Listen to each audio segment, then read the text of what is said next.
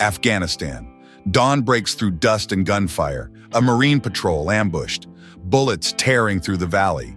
In the middle of the crossfire, a small aid worker appears out of nowhere. No armor, no weapon, just a medical backpack. She throws her body over a wounded Marine, hands shaking as she presses bandages against the bleeding. Rounds snap past her head. The Marine screams, "Get back!" But she doesn't move. Days later, when she thought everyone had forgotten, a 4-star general himself came knocking at her door. This is the story of Claire, the woman they called just a helper, until she became a legend. Claire, 29 years old, aid volunteer, hair tied back, deep brown eyes. At the base, soldiers often mocked her, a civilian woman. What can she do in a war zone?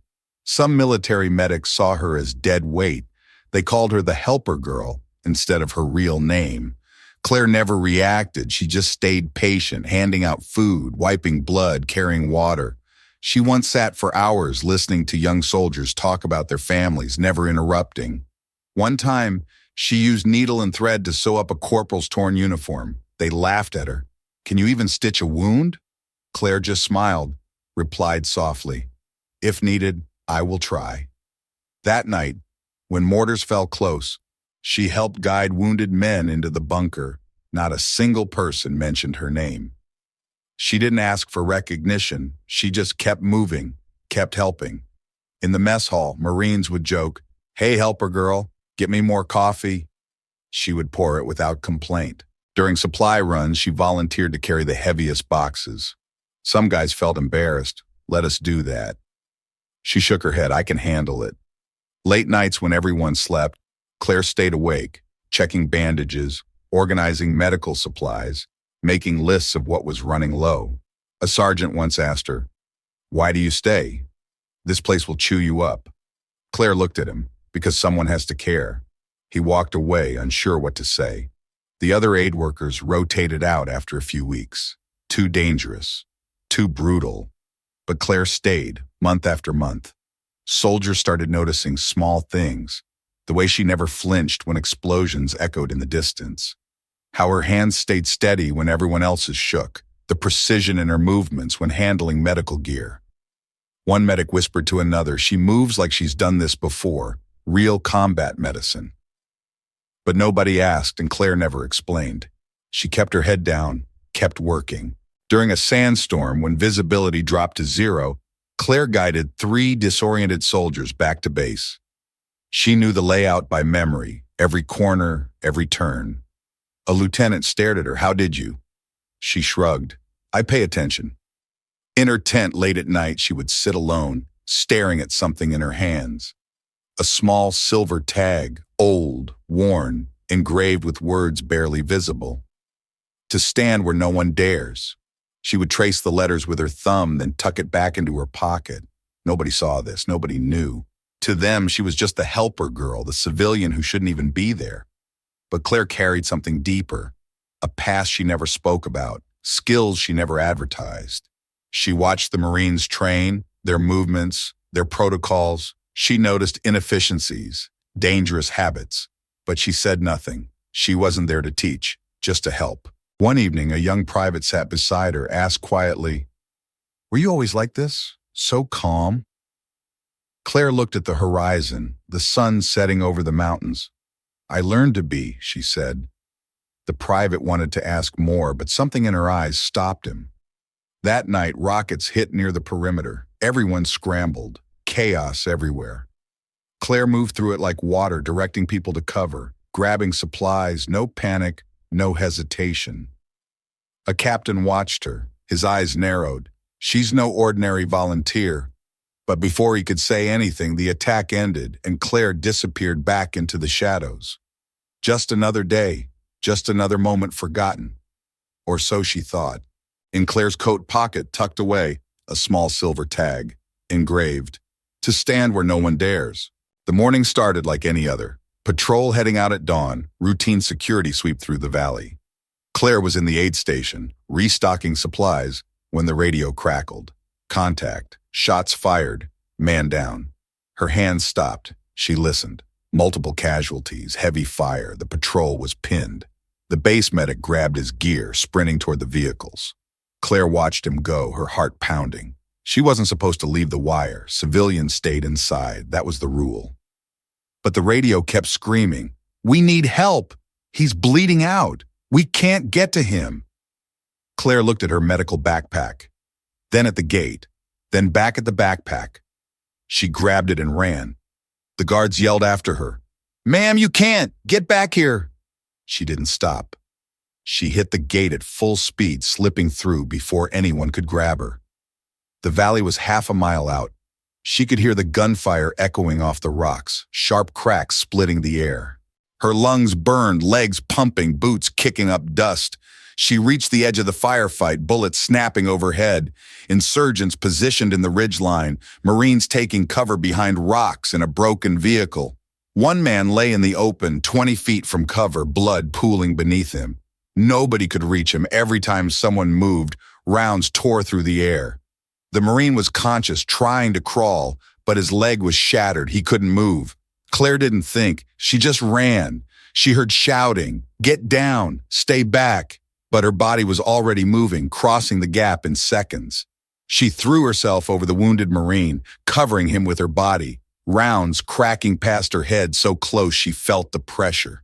The Marine looked up at her, eyes wide. "What are you doing? Get out of here." She ignored him, hands already working, ripping open his pant leg, blood everywhere, arterial bleed, femoral artery compromised. She pressed her palm down hard, applying direct pressure, her other hand digging through her pack for a tourniquet. The Marine groaned, his face pale, lips trembling. Why risk this? Claire's voice was steady, calm, because no one else would. She cinched the tourniquet tight, 3 inches above the wound, twisting the windlass, watching the blood flow slow, then stop. She packed the wound with gauze, wrapping it tight, her hands moving with precision, no wasted motion. Around her, Marines stared in disbelief. She's out there, she's actually doing it. One sergeant screamed into his radio, "We need suppressing fire now." The machine gunner opened up, rounds hammering the ridgeline, giving Claire precious seconds. She hooked her arms under the Marine's shoulders, dragging him backward, her boots slipping in the dust, muscles screaming. Hands reached out, pulling them both into cover. Claire collapsed against the rocks, gasping for air, her hands still pressed against the Marine's leg. The base medic arrived seconds later, taking over, his eyes scanning her work. He looked at her, stunned. This is textbook. The Marine she saved grabbed her wrist, his grip weak. "You shouldn't have. You could have died." Claire met his eyes, but you didn't. The firefight lasted another 20 minutes. Then the insurgents melted away into the mountains, leaving only dust and silence. The convoy returned to base. The wounded Marine stabilized, alive because of a tourniquet applied under fire by a civilian nobody respected. Word spread through the base like wildfire. The helper girl just saved Martinez, ran right into the kill zone, didn't even hesitate. Some soldiers didn't believe it. Must have been the medic. No way a civilian did that. But the Marines who were there, they knew. They saw it with their own eyes. That evening, a group of them found Claire in the aid station. She was cleaning her pack, hands still shaking slightly. "Martinez wanted us to say thank you," one of them said. Claire shook her head, just doing what needed to be done. A corpsman stood in the doorway watching her. He'd been in combat medicine for 12 years. He knew skill when he saw it. He approached slowly. "Where did you train?" Claire glanced up. "I picked things up." He didn't push, but his mind was racing. The way she moved, the pressure point she knew, the speed of her tourniquet application. That wasn't picked up. That was drilled, trained, perfected under stress. Another Marine mentioned it to his squad leader. She stitched up Johnson's uniform last week, did it better than the tailor. Hands didn't shake once. The squad leader frowned.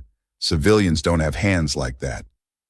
Later that night, a lieutenant pulled Claire's file, looking for background, prior service, medical training, anything. The file was thin, too thin, basic information, volunteer organization clearance, nothing else. Sections were redacted, blacked out like someone scrubbed it clean. He showed it to his captain. "This doesn't make sense. There's nothing here." The captain stared at the file, then at the window, toward the aid station where Claire was still working. Who is she really? Nobody had answers, but everyone had questions. In the mess hall, soldiers who used to mock her now watched in silence. Some nodded as she walked past, respect in their eyes. The helper girl was gone, replaced by something else, someone else. And deep in her medical backpack, tucked at the very bottom beneath bandages and supplies, was a small weathered notebook, cover worn smooth, pages filled with handwritten notes. On the first page, in faded ink, "Forward Aid, Kabul 2010. At the bottom of Claire's medical backpack, hidden beneath supplies, a small notebook with worn cover. First page reads, "Forward Aid, Kabul 2010. 3 days passed. The base settled back into routine, but something had changed. The air felt different. Whispers in every corner, eyes following Claire wherever she went.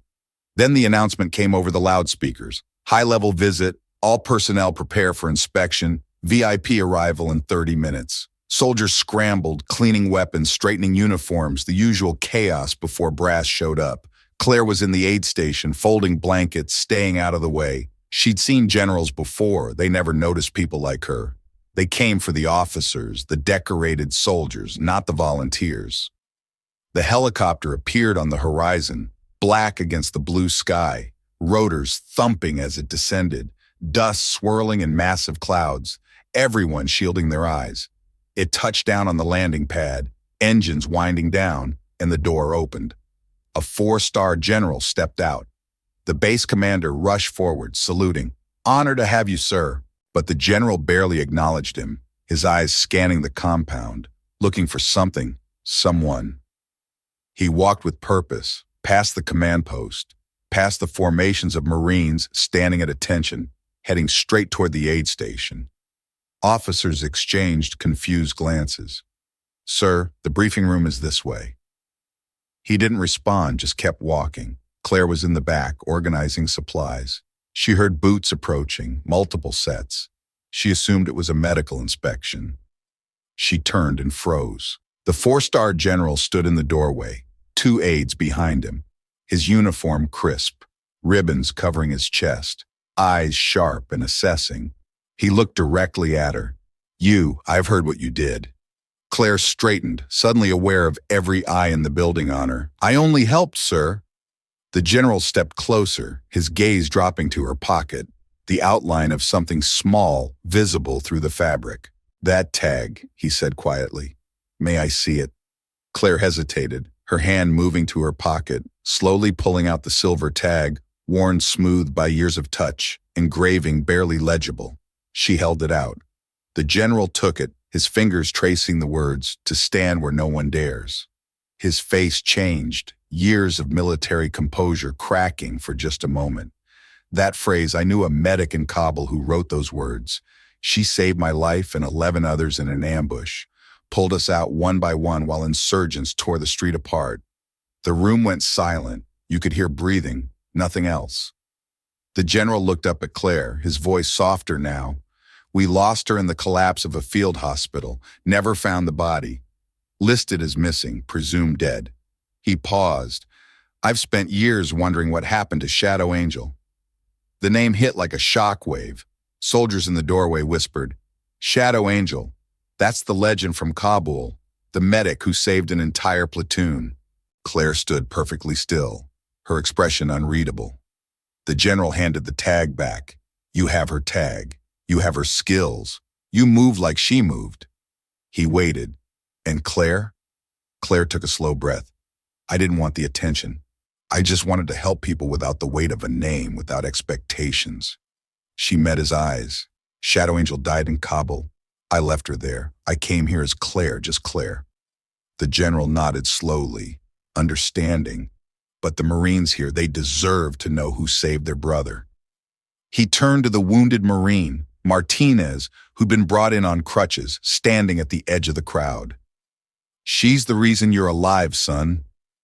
Martinez stared at Claire, his eyes wide. You're Shadow Angel? The stories, they're real?"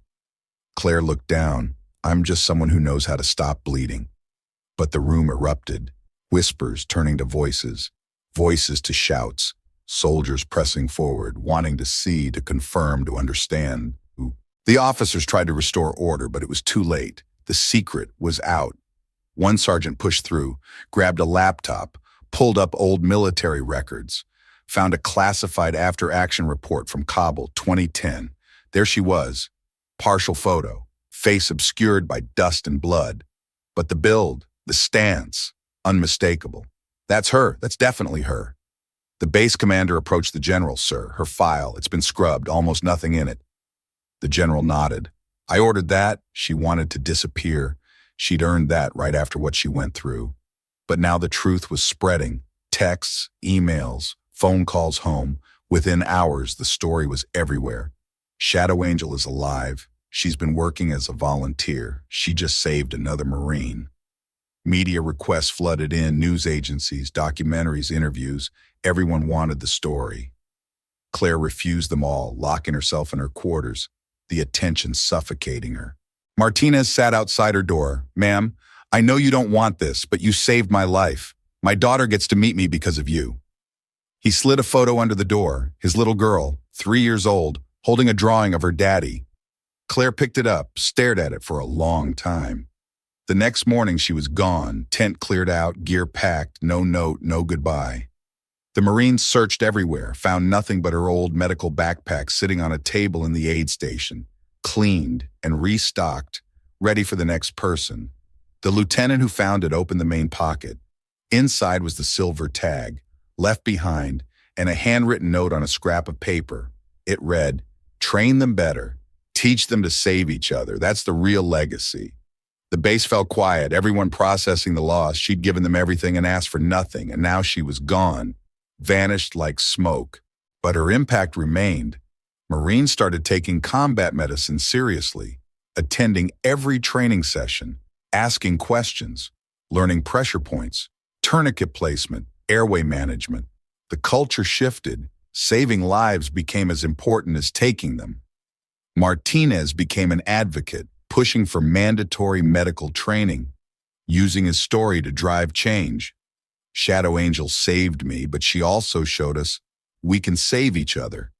If you believe real heroes don't need medals, type respect. The story spread faster than anyone expected. By afternoon, it had reached division headquarters. By evening, it was in Pentagon briefings. By the next morning, it was on every military news site.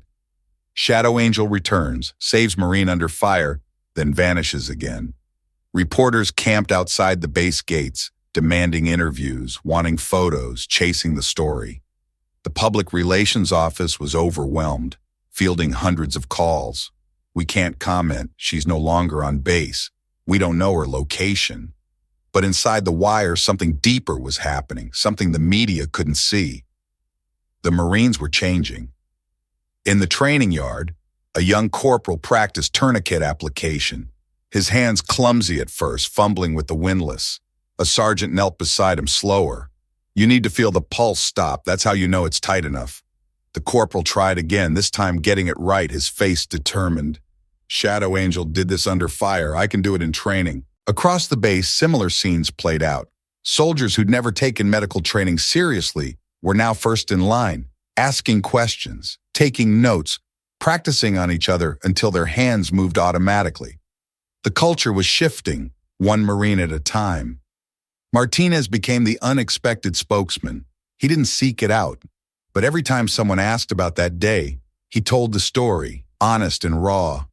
She covered me with her body, he'd say. Rounds were snapping past her head. She didn't flinch, just worked.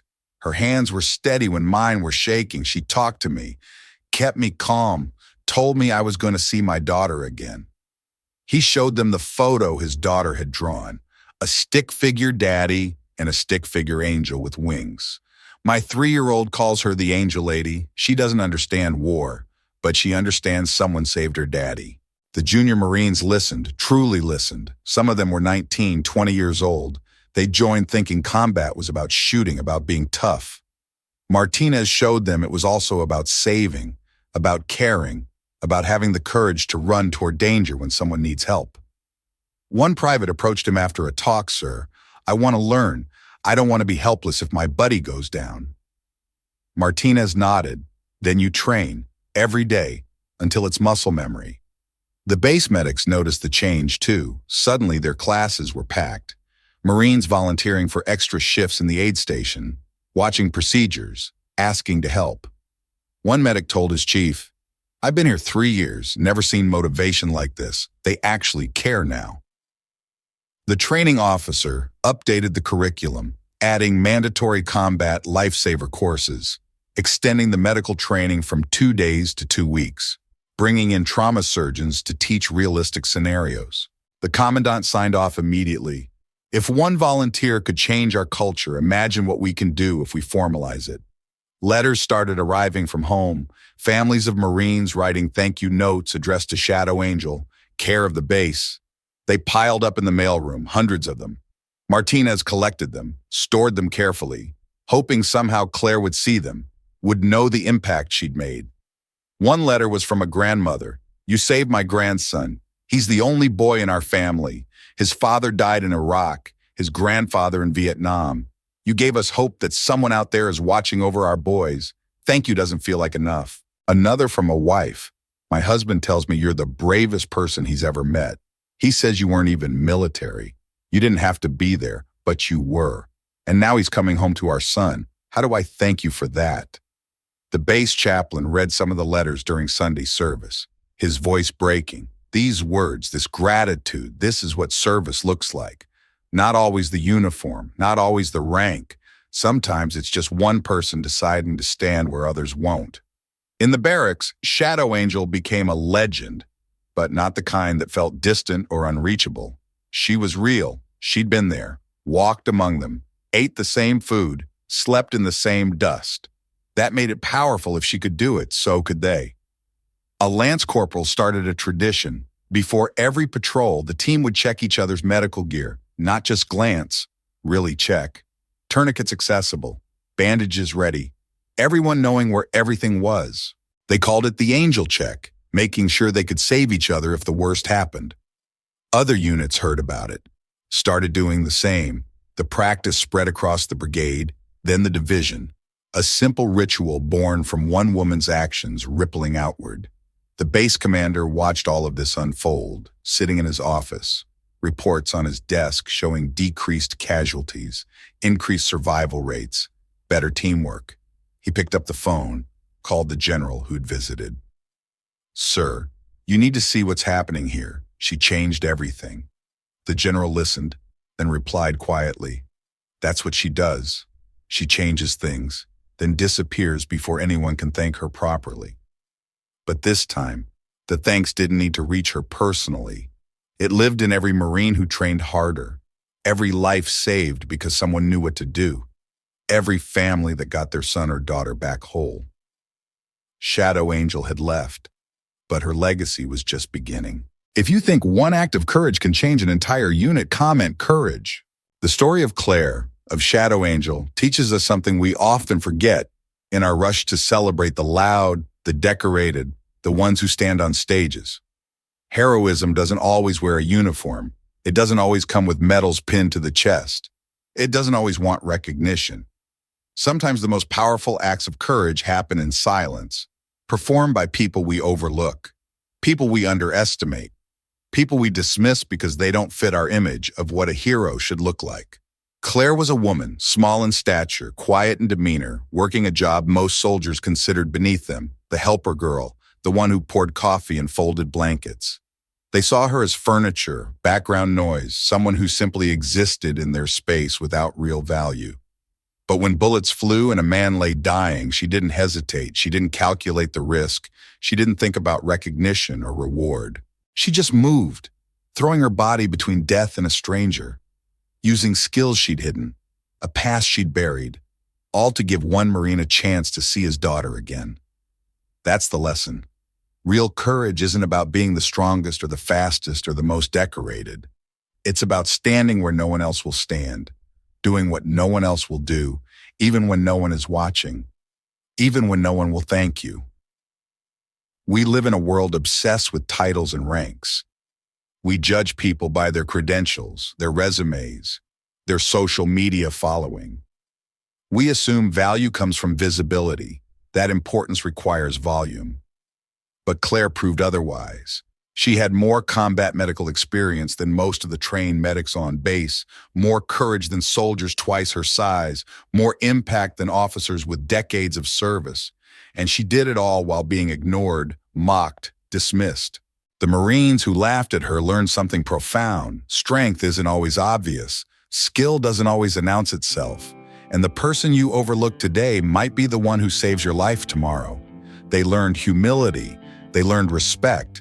They learned to look deeper than surface appearances. But the legacy goes beyond one base, beyond one group of Marines. What Claire started became a movement. Combat lifesaver training transformed from a checkbox requirement into a core competency. Medical skills became as valued as marksmanship. Marines started seeing themselves not just as warriors, but as protectors, capable of taking life when necessary, but equally capable of preserving it.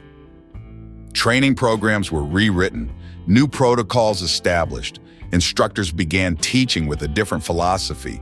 You might not have a medic when someone goes down. You might be alone.